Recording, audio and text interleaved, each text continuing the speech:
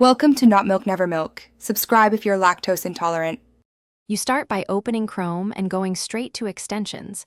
Click the three dots, choose More Tools, then Extensions. Once there, you can pin icons to the toolbar so settings are easier to access.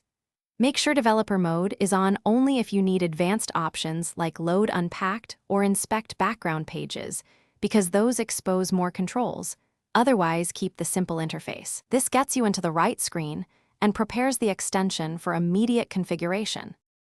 You now pick an extension and click Details to see permissions and site access. That tells you why it requests things and lets you limit behavior.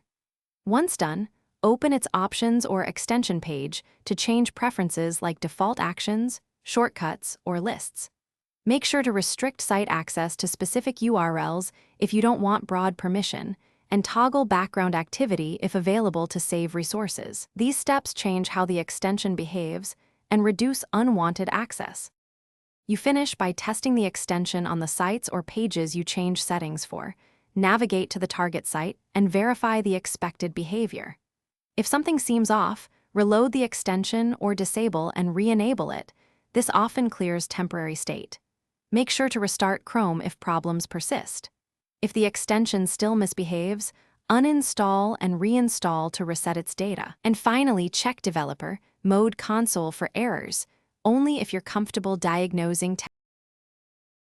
Thanks for watching. If this was helpful, leave a like and consider subscribing. See you next time.